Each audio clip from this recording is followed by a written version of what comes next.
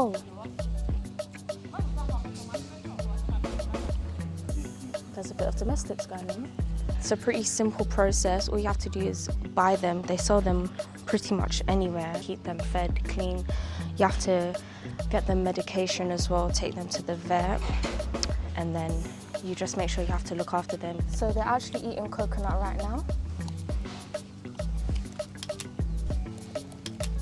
They're eating what?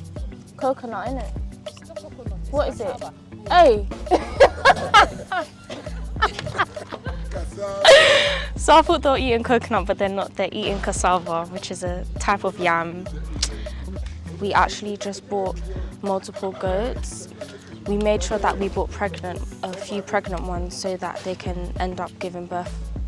So for example, this goat is currently pregnant. Don't know if you can see, but her belly is very big. So she's very, very pregnant. So we made sure we bought a couple more that were pregnant and then a few boys so that they can reproduce. So that's what's currently happening right now. A few of them have had babies. Oh, this one's come closer.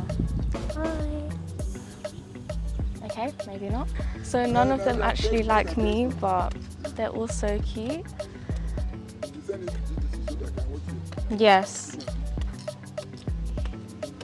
So as you can see, this is where we're keeping them. This is the little goat farm place, but we're actually in the process of buying new land to keep them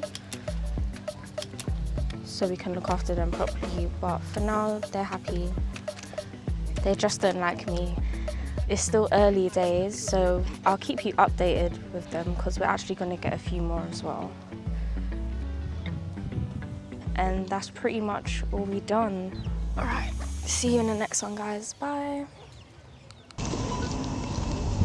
Why do you like those things like that?